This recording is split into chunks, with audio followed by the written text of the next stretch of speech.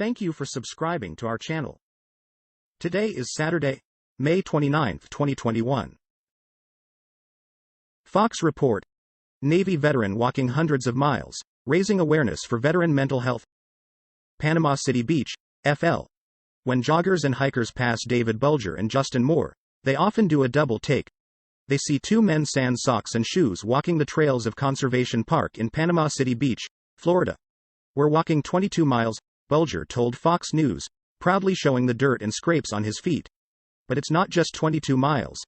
It's been 22 miles a day, every day, for the 22 days leading up to Memorial Day."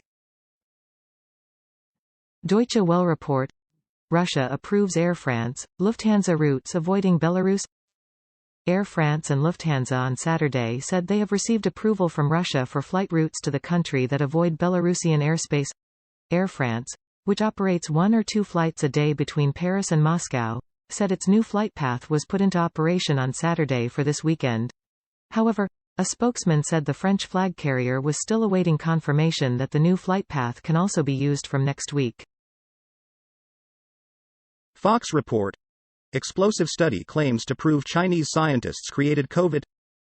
A bombshell new study claims to have proof that Chinese scientists created COVID-19 in a lab and then tried to reverse engineer versions of the virus to make it look like it evolved naturally from bats. British professor Angus Dalglish and Norwegian scientist Dr. Birger Sorensen wrote they've had primary evidence of retroengineering in China since last year, but were ignored by academics and major medical journals, the Daily Mail reported Saturday, citing the soon-to-be-published study. CNN report: a tragedy high on a mountain was a wake-up call for China's booming marathon industry. When Zhang Xiaotao set off last weekend on a 100-kilometer, 62-mile, ultra-marathon through the jagged mountains of northwestern China, he didn't know he was embarking on one of the deadliest journeys in the country's sporting history. Zhang is the lone survivor of the 6 athletes who were leading the race on a remote stretch of track when extreme weather caused freezing rain and a sudden dive in temperature. Al Jazeera report: kidnappers free 14 Nigerian students abducted in Kaduna State. Kidnappers have released the remaining 14 students who had been held captive after being abducted last month from a northern Nigerian university, officials said. Armed groups have repeatedly attacked schools and universities in northwest Nigeria in the last few months, abducting more than 700 students for ransom since December. The inability of security forces to crack down on kidnapping gangs has sparked protests against perceived government inaction. Fox report: Ohio cops save woman's life with Narcan they bought after department ran out. 2 Cincinnati police officers saved the life of a woman who overdosed on fentanyl using medication that reverses the effects of opioids they purchased themselves after the department's supply ran out.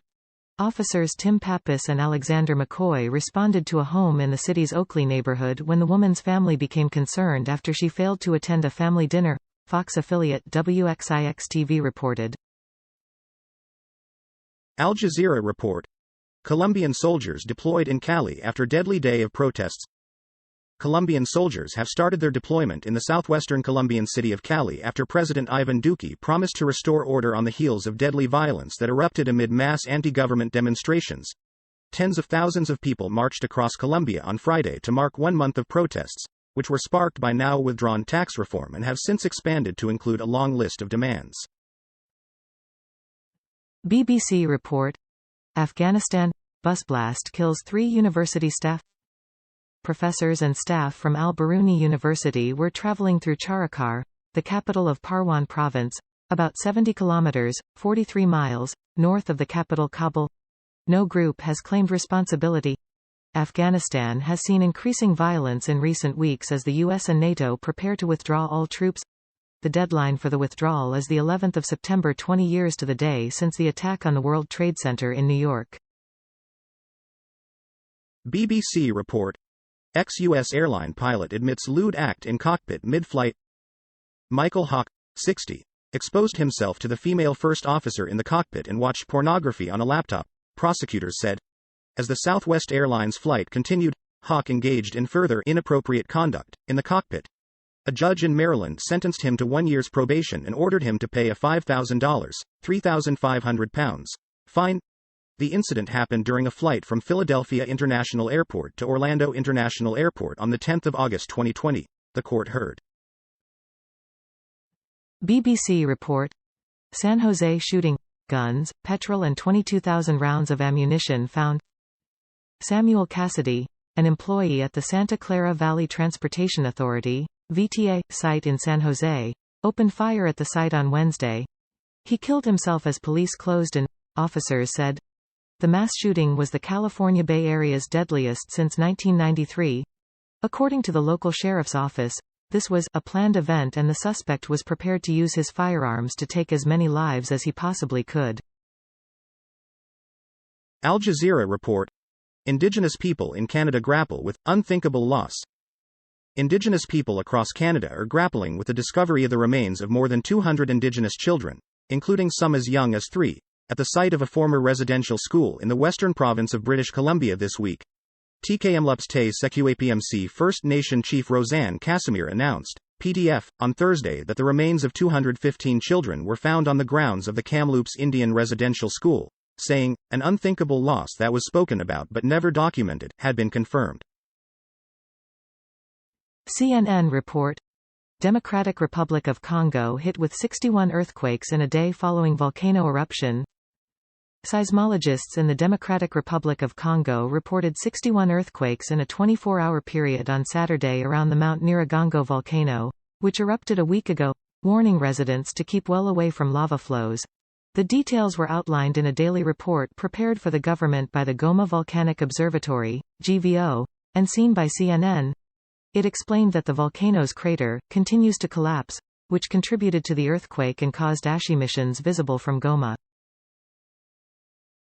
Deutsche Welle report. Anti-abortion protesters stage Walk for Life in Croatia. A march against abortion and euthanasia drew in thousands in Croatia's Zagreb on Saturday, with feminist groups staging smaller counter-demonstrations.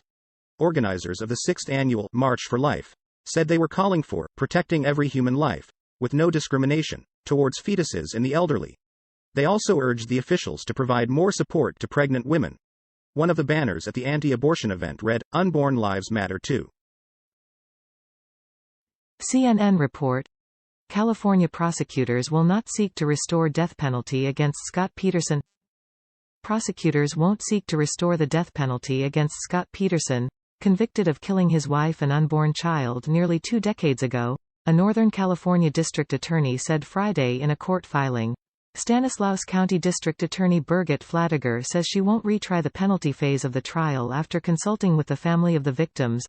The California Supreme Court last year reversed the death sentence handed down to Peterson for the 2002 murders of his wife, Lacey, and unborn son, Connor. CNN report. Suspected Times Square shooter extradited from Florida, charged with attempted murder. Farrakhan Muhammad was extradited from Florida to New York City and charged Friday evening in connection to a shooting at New York City's Times Square earlier this month, according to police. Muhammad, a 31-year-old New York City resident, has been charged with attempted murder, 3 counts of assault, 4 counts of criminal use of a firearm and 3 counts of reckless endangerment, the New York Police Department confirmed to CNN Saturday. Deutsche Welle report. China launches cargo flight to new space station. China on Saturday launched an automated cargo rocket carrying supplies to the country's space station, which is due for completion in 2022, the Xinhua State News Agency reported. Tianzhou-2 or Heavenly Vessel blasted off via a Long March 7 Y3 rocket from the Wenchang spaceport on the southern Chinese island of Hainan. The Long March 7 rocket carried the Tianzhou-2, or Heavenly Vessel, into space. Tianzhou-2 was supposed to be launched last week but liftoff was delayed at the last minute due to a technical fault. Thank you for watching 5 p.m. recap. To be notified, you can subscribe our channel and activate the bell.